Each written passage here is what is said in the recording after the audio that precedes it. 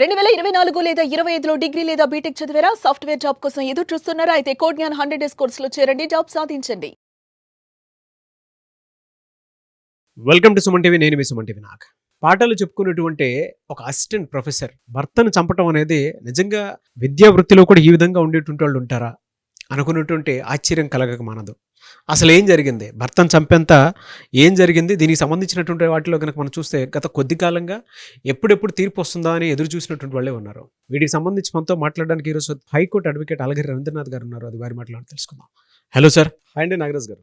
దేశానికి స్వతంత్రం వచ్చింది అని అంటే ఇలా మన చుట్టుపక్కల ఉండేటువంటి వాళ్ళని మన ఆత్మీయులను చంపుకోమని అయితే కాదు కదా. పాఠాలు చెప్పుకునేటువంటి వృత్తిలో ఉండి కూడా ఒక్కొక్క అసిస్టెంట్ ప్రొఫెసర్ తన భర్తని చంపుకునేంత స్థాయికి వెళ్తారని, అది కూడా కెమిస్ట్రీ సబ్జెక్ట్ చెప్పుకున్నటువంటి తను అంతా చదువుకున్న తర్వాత ఈ విధంగా ఉంటే ఎవరు గుర్తుపట్టరు, ఎవరికి అనుమానం కూడా రాదు అనుకునేటువంటి ఆలోచనతో అలా చేశారు అని అంటే అసలు దేశం ఎక్కడ దాకా వెళ్తుందో అనేటువంటి దానికైతే జుగుప్సాకరంగా భయం వేస్తుంది అనమాట. అంటే అంత దారుణంగా ఉంది మనసులో అయితే వినటానికి. ఏం జరిగింది సార్ అసలు? కోర్టు ముందు ముఖ్యంగా నేరం చేసి తప్పించుకోవడం అని చెప్పి రకరకాల ప్రయత్నాలు చేస్తుంటారు, రకరకాల కేసులు చూస్తుంటాం. బట్ ఇప్పుడు మనం మాట్లాడుకోబోయే ఈ కెమిస్ట్రీ ప్రొఫెసర్ యొక్క కథ ఏదైతే ఉందో, రీసెంట్గా మధ్యప్రదేశ్ భోపాల్ హైకోర్టులో దీని మీద ఒక విచారణ జరిగింది. అంటే చాలా కేసులు జరుగుతుంటాయి కదా సార్, ఏంది ఈ స్పెషల్ అనుకుంటే నిజంగానే స్పెషల్. అతని పేరు నీరజ్ పాఠక్. అతడు కూడా ఒక మెడికల్ ఆఫీసర్గా పనిచేసి సొంతంగా ఒక నర్సింగ్ హోమ్ మెయింటైన్ చేసుకుంటాడు. వీళ్ళ మిస్సెస్ పేరు నీరజా పాఠక్.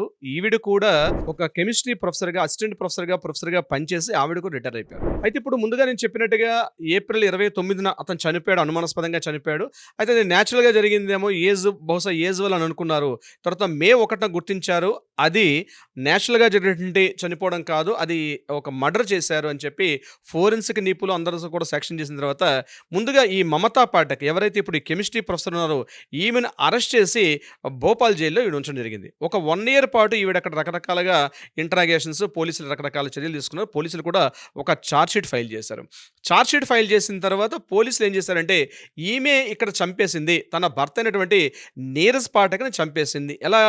మామూలుగా కాదట, తనకున్నటువంటి కెమిస్ట్రీ తెలివితేటలు, అంటే తన కెమిస్ట్రీ సబ్జెక్ట్ తను టీచ్ చేసేది కాబట్టి కెమిస్ట్రీలో ఏ కెమికల్కి ఏ యాసిడ్కి ఏ కాంబినేషన్స్ ఉంటే కణజాలం ఎలా దెబ్బతింటుంది, హార్ట్ ఎలా దెబ్బతింటుంది, ఇలా పూర్తిగా ఆ కెమికల్ రియాక్షన్స్, ఆ యొక్క కెమికల్స్ అన్ని కూడా ల్యాబొరేటరీని తీసుకొచ్చి సాక్ష్యాధారం అన్నది లేకుండా పూర్తిగా చంపేద్దాం అనే ఉద్దేశంతో తను చంపేశారని చెప్పి పోలీసులు ఛార్జ్షీట్లో ఫైల్ చేశారు. దీని మీద రకరకాల డిస్కషన్స్ అయిన తర్వాత ఏమైందంటే ఈవిడ ఎవరైతే ఈ నీరజ్ పాఠక్ అనేటువంటి ఈవిడ ఎవరైతే విక్టిమ్గా ఉన్నటువంటి చెప్పబడుతుంది, ఈవిడ ఏం చేశారంటే హైకోర్టులో లోవర్ కోర్టు ఏం చేశారంటే ఈవిడికి మరణ శిక్షణ విధించారు. తన భర్తను చంపేసిన కారణం మీద లోవర్ కోర్టు ఈమెను మరణశిక్ష విధిస్తే ఈమె హైకోర్టుకి అప్పీల్ చేశారు. హైకోర్టుకి అప్పీల్ చేస్తే హైకోర్టులో చాలా ఇంట్రెస్టింగ్ డిస్కషన్ జరిగింది. నేను కోర్టు హాల్లో ఏం జరిగింది, ఎలా డిస్కషన్ జరిగింది నేను మీతో ఇప్పుడు చెప్పే ప్రయత్నం చేస్తాను. ఇక్కడ నీరజ్ పాఠక్ గారు ఏం చేశారంటే తన తరపున ఈ యొక్క అడ్వకేట్ని కూడా అపాయింట్ చేసుకోలే. ఈవిడ కోర్టులో అంటే జైల్లో ఉన్నటువంటి 1 year పాటు పూర్తిగా లా మొత్తం చదువుకున్నారు. లా చదువుకొని ఏ సెక్షన్స్కి ఎలా ఉంటుంది, దేనికి ఎలా మాట్లాడాలి, ఎట్లా మాట్లాడాలి, ఇవన్నీ కూడా పూర్తిగా ప్రిపేర్ అయ్యి హైకోర్టులో అక్కడ జస్టిస్ అగర్వాల్ గారు ఇద్దరు ద్విసభ్య కమిటీ, ఆ కమిటీలో జస్టిస్ ఉంటే సార్ నా కేసు నేనే వాదించుకుంటాను అని చెప్పి నీరజ్ పాఠక్ గారు కంటిన్యూగా మాట్లాడడం జరిగింది. అక్కడ ముందుగా ఆ డిస్కషన్ ఎలా జరిగిందంటే అక్కడ జడ్జి గారు, అమ్మ మీరు అసిస్టెంట్ ప్రొఫెసర్ కెమిస్ట్రీ ప్రొఫెసర్గా పనిచేశారా? ఒకటే ప్రశ్న సూటిగా వేశారు. అవును. ఎన్నాళ్ళ పాటు పనిచేశారు? సుమారుగా 35 నుంచి 40 ఏళ్ల పాటు పనిచేశాను. ఓకే. అంటే మీ భర్త ఎలక్ట్రిక్ షాక్ వల్ల గురయ్యారా? అంటే కెమికల్ రియాక్షన్ చేసిన తర్వాత ఆయన హార్ట్ ఆగిపోయిన తర్వాత మీరనికి ఎలక్ట్రికల్ షాక్ ఇచ్చారా అని అడిగారు. అయితే ఆవిడ ఇచ్చిన సమాధానం చాలా ఇంట్రెస్టింగ్. ఆవిడ సుమారుగా ఒక 500 పేజీల పుస్తకాలు తీసుకొని దానికి అక్కడ pink colour, yellow colour, red colour marks ఎట్లయితే మేము అడ్వకేట్స్ మేము కోర్టు ముందు మేము ప్రొడ్యూస్ చేసే ముందు సైటేషన్స్ అన్ని చూపిస్తాం జడ్జి గారికి. సార్ ఇక్కడ పలానా తీర్పు ఎలా ఉంటుంది, పలానా సైటేషన్ ఎలా ఉంటుంది అని చెప్పి మేము ఎలా చెప్తాము, దానికి ఆల్మోస్ట్ అలానే సిమిలర్గా ఒక రిప్లైగా ఏం చేశారంటే ఒక బుక్ తీసుకొని కెమిస్ట్రీ బుక్ పట్టుకొచ్చారు. కెమిస్ట్రీ బుక్ పట్టుకొచ్చి ఎలక్ట్రికల్ షాక్ కానీ గురి చేసినట్లయితే ఒక మనిషి బాడీకి ఎలక్ట్రికల్ షాక్ గురైన బిఫోరు, మరణించిన తర్వాత ఎలక్ట్రికల్ షాక్ గురైన తర్వాత ఎటువంటి తేడాలు ఉండవు. పలానా జడ్జిమెంట్లో, పలానా కేసులో, పలానా చోట ఇది కెమికల్గా ప్రూఫ్ అయింది, ఇది ఈ రకంగా ప్రూవ్ అయింది కాబట్టి ఇది ఎలక్ట్రికల్ షాక్కి నేను గురి చేశాను చెప్పడానికి ఇది ఆధారం చెందదు. ఎందుకంటే ఏదైతే పోలీసులు ఛార్జ్షీట్ ఫైల్ చేశారో ఈ యొక్క సెక్షన్స్ కాకుండా ఈ యొక్క పారామీటర్స్ ప్రకారం ఇది ప్రూవ్ చేయడానికి కుదరదు అని ఒక పాయింట్ రైజ్ చేశారు. అక్కడ ఆశ్చర్యపోవడం జడ్జి గారు వంతైంది.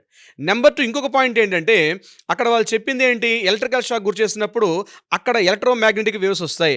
ఎలక్ట్రోమాగ్నెటిక్ వేవ్ వస్తే దానికి సంబంధించిన ఫోరెన్సిక్ ఎవరైతే అధికారులు వచ్చారో వాళ్ళు అసలు ఇప్పటిదాకా ఇంటరాగేషన్ దాని మీద ఎటువంటి ఎంక్వైరీ కూడా చేయలేదు. ఫోరెన్సిక్ వాళ్ళు ఎలక్ట్రోమాగ్నెటిక్ వేవ్స్ ద్వారా ఎంక్వైరీ చేయకుండా ఇది ఎలక్ట్రికల్ షాక్ వల్ల ఎలా గురైంది అని చెప్పడానికి కూడా ఆధారాలు లేవని చెప్పి ఆవిడ ఒక వితండవాదాన్ని ఎత్తుకున్నారు. ఏ పాయింట్ తీస్తే ఆ పాయింట్కి ప్రతి పాయింట్కి కూడా కెమికల్ నాలెడ్జ్ ప్రకారం చెప్పుకుంటూ వెళ్ళారు. సుమారుగా అంటే నాగరాజు గారు 50 నిమిషాల పాటు కంటిన్యూగా లెక్చర్ ఇవ్వడం మాట్లాడింది.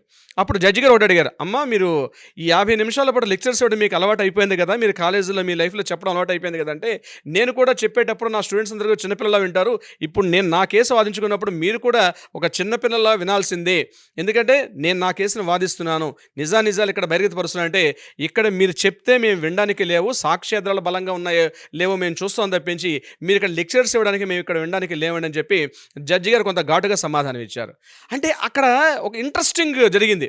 అంతకు తెగించారంటే వాళ్ళ గురించి మనం మాట్లాడుకోకుండా ఎందుకుంటాం సార్ డెఫినెట్గా. ఎందుకంటే సమాజంలో అలాంటివి జరగకుండా ఉండటానికి చేసేటువంటి అవేర్నెస్సే ఇటువంటి వీడియోస్ కిందకి చేస్తూ ఉంటాం మనం. అంత వితండవాదంతో ఒక మనిషి ఎంత అసిస్టెంట్ ప్రొఫెసర్ అయినా సరే మీరు చిన్నపిల్లల్లా వినాల్సిందే అని అంటే వితండవాదానికి కూడా ఒక హద్దు ఉంటుంది, అది మితిమీరిపోయి చేయటం. యాక్చువల్గా ఈ కథ ఇది ఎలా జరిగింది అని చెప్పి మనకు అసలు వివరాల్లోకి వెళ్ళినట్లయితే మధ్యప్రదేశ్లోని భోపాల్కి దగ్గర ఈ గ్రానైట్ క్వారీస్ ఎక్కువగా ఉంటాయి, ఛతర్పూర్ అంటారు. ఆ ఛతర్పూర్లో వీళ్ళు ఒక హాస్పిటల్ కట్టుకున్నారు. ఎవరు నీరజ్ పాఠక్ అన్నటువంటి ఆ హస్బెండ్ ఆయన ఒక మెడికల్ నర్సింగ్ హోమ్ పెట్టుకున్నారు. నర్సింగ్ హోమ్ పెట్టుకొని అక్కడ ఇంట్లో 2 పోర్షన్లు, పై పోర్షన్లో వీళ్ళు ఉంటారు. అయితే 2020లో మనకు కరోనా వచ్చింది. ఆ కరోనా వచ్చిన సమయంలో ఏం చేశారంటే ఇతని కరోనా ఎఫెక్ట్ అయిందని చెప్పి ఈయనకి గ్రౌండ్ ఫస్ట్ ఫ్లోర్లో పెట్టారు.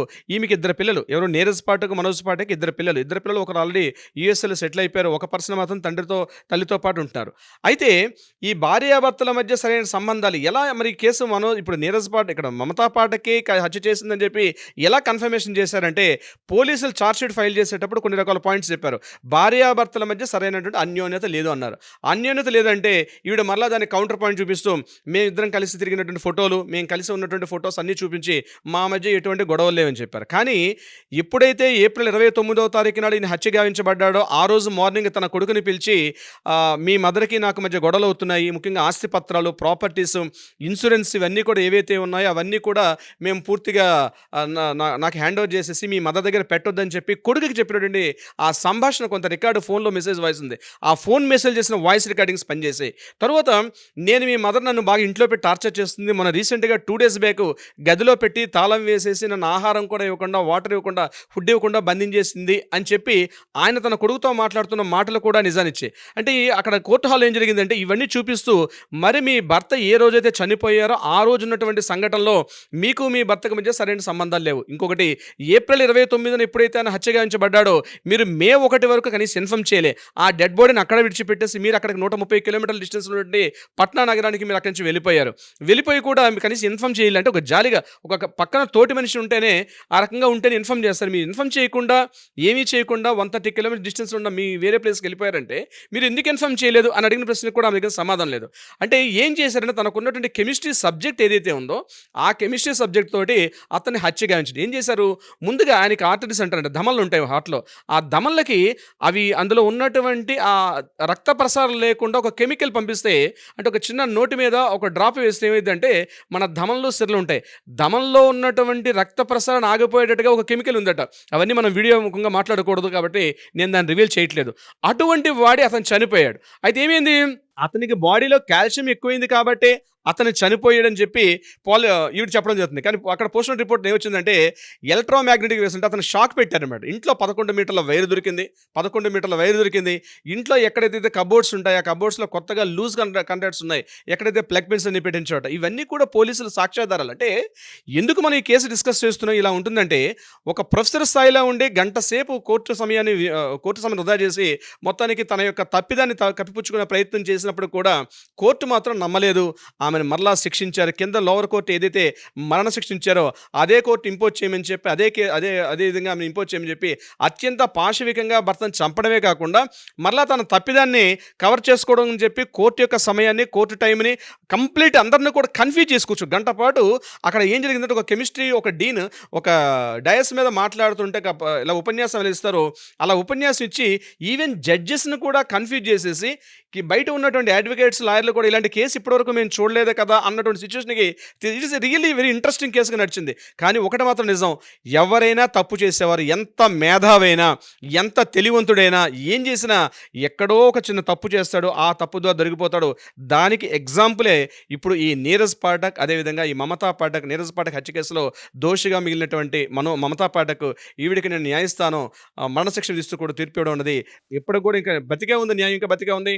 కోర్టుల్లో కూడా నిజాన్ని చూస్తారనికి ఇంతకు మించి మనం బెస్ట్ ఎగ్జాంపుల్ చెప్పుకోవాల్సిన అవసరం లేదు. Nagaraj garu, anyways thank you so much Alagiri Ravindranath garu. Thank you so much Nagaraj garu. Suman టీవీలో మీ పర్సనల్ అండ్ బిజినెస్ ప్రమోషన్స్ కోసం కింది నెంబర్కి కాంటాక్ట్ చేయండి.